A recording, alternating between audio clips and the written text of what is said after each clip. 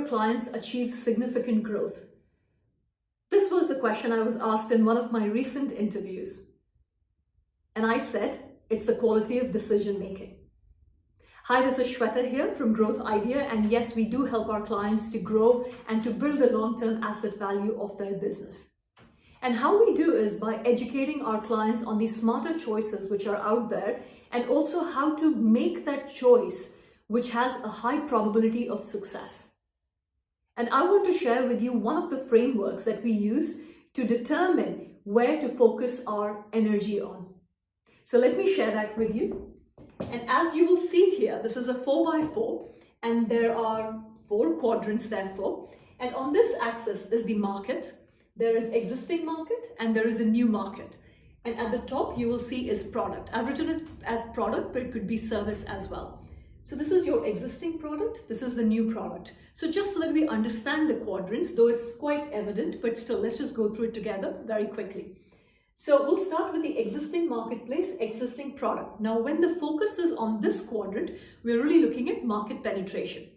Now, moving on, if you're looking at the existing marketplace with the new product, the focus is product development on the back of understanding of our clients or customers' needs and requirements. So moving on from here, if we look at the new marketplace, so new marketplace and new product, this is quite a tough quadrant, and this is diversification, like real diversification happening here. At the same time, if it's a new marketplace with existing product that you're reaching out this marketplace with, then it's called market development, okay? So now once you look at these quadrants, and I want you to think about your business right now as we are discussing this, saying where is the energy or resources deployed in a dominant way, in which quadrant basically, where are you really focusing at this point, right? And there's nothing right or wrong, but there is a very important study that has been done around this Ansoff matrix, which gives you a good sense of what level of growth you can expect in each quadrant, right? And also the speed of growth, if you think about it. So let's have a look, and I want to share that with you. And based on that, it's again just saying, okay, fine, what kind of decisions I need to take, what kind of choices I need to make if I want to have solid, sustainable growth in the business, okay? So let's start with this. So this is diversification. As you can imagine, new territory, new products, untested as far as the business is concerned. So here someone can kind of expect around 3 to 5% kind of growth, okay? Moving on, if you're looking at new marketplace and existing products, right? But it's a new marketplace. We don't know how it's going to be received. Here you're looking at around like less than 10%, but around this kind of a mark. If we were to look at existing product and existing marketplace, which is where we say, okay, how do we penetrate deeper and faster here? Here the growth is around 15%, okay? And if we move to existing marketplace with new products on the back of their needs and requirements, here then you're looking at around 20 to 25% growth that one can expect if these strategies are implemented effectively. So the tactical implementation is strong. Now, once you look at that, this should kind of give you a sense of where the growth impact is going to be bigger. Now, another distinction that you need to make here is that if you look at this section here, right, I've already highlighted this, but this is your existing marketplace section. And actually, this is where majority of the growth is sitting, sales growth. Where in this bit, where you're developing new marketplace through your existing products and new products, it's more the market share. Yeah, it's the market share growth that you're looking at.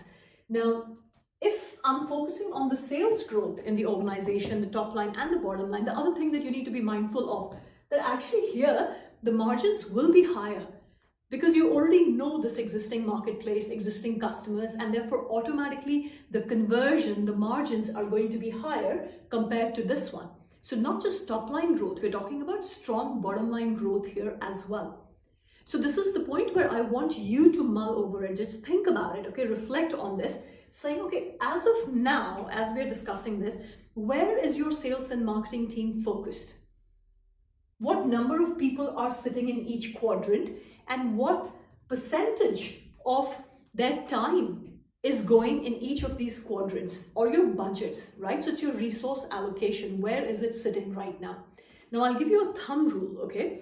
Now, what we do with our clients to ensure that there is solid, sustainable growth happening is just how we deploy our efforts and where.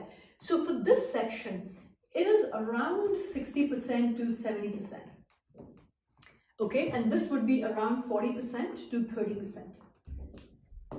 Why? Because we know that it's 6 times easier to get more business from the existing marketplace than to get from the new marketplace.